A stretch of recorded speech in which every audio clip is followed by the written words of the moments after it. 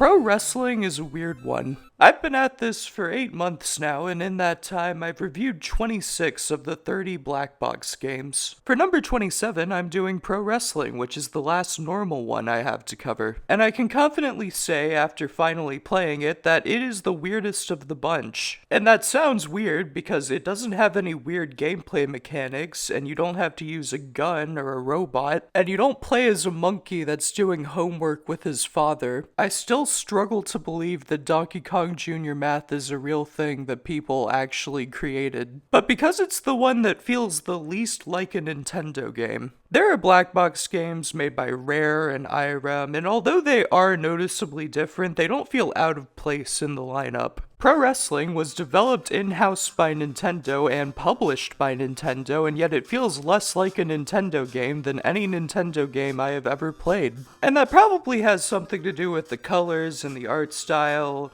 and the fact that this was one of the last black box games, but still, I feel like other non-black box Nintendo games like Zelda and Punch-Out would fit way better in the lineup than this. That's not to say it's bad. I think there are other far worse black box games. In fact, I would say this is above average for the NES in general. But still, this is just a weird game. I don't really know how to say it other than that. I guess it's kind of similar to Punch-Out, but nowhere near as good. When you first start the game, you get to pick a character from a roster. Every character is different, both through the special moves they can perform when you're playing them and that they can use against you. You have to beat every other fighter in the roster, and then you become the champion, and then you have to defend that championship 10 times, and then you get to fight a super special secret boss. I will admit I lost in my first title defense, so I never got to fight Great Puma, but honestly I feel like I didn't miss that much because this game is a little repetitive. It's also very hard to figure out what on earth you're supposed to do. When you first start this game, you are going to lose a lot. The controls are consistent and reliable once you figure out how they work, but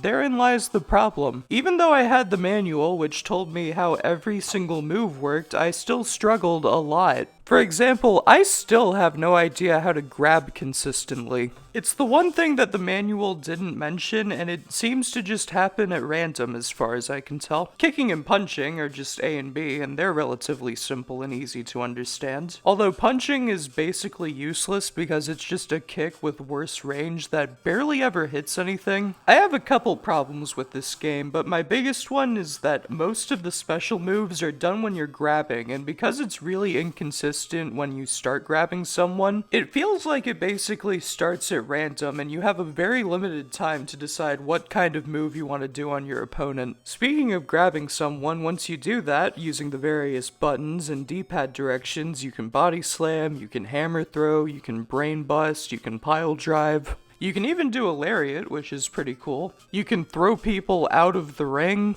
You can even jump on the top rope and do an attack from there, even though trying that as the player is basically suicide. I don't think I ever actually managed to hit anyone with the jump attack. Every single time I tried it, I missed, and then I was on the ground and got punished. Oh yeah, speaking of which, the way you beat your opponent is by pinning them to the ground for 3 seconds. Once you walk over to your opponent, A pins them and B picks them back up so that you can beat them up some more. One thing that's actually pretty cool is that instead of a health bar, you can tell how much damage your opponent's taken by pinning them and seeing how long they stay down for. One thing I noticed is that sometimes you'll get sucked into an infinite repeating loop of your opponent picking you up and knocking you down over and over again. And every time that I tried to pick them up, I ended up missing because I was a pixel off vertically. Despite some awkwardness, I feel like the variety of moves and the controls all deserve recognition. Another problem I had with this game was that I just didn't have fun with it, really. It wore out its welcome way quicker than most of the other black box games. Despite all the special moves, every character feels very similar to fight. The special moves are cool to see every now and then, but 90% of the time it just feels like you're fighting the same guy with a different skin. It's like if Mike Tyson fought exactly the same way as Glass Joe in Punch-Out, and that's pretty much it. Oh wait, also one of the opponents opponent that looks just like the Swamp Thing is called the Amazon and was the inspiration for Blanca from Street Fighter 2. All in all, this game was kinda meh. It functions perfectly fine, the controls are decent and varied, and it actually has pretty good sprite work. Although the entire time I was playing it, I just wished I was playing Punch-Out!, a far superior NES fighting game, which I will review at some point if I can ever beat Sandman. Don't hold your breath though, I've never even knocked him down before. All in all, I'm feeling a placement kinda close to the bottom. I've heard that the 2-player mode is the best way to play this game, and I also didn't actually beat it because I never got to Great Puma.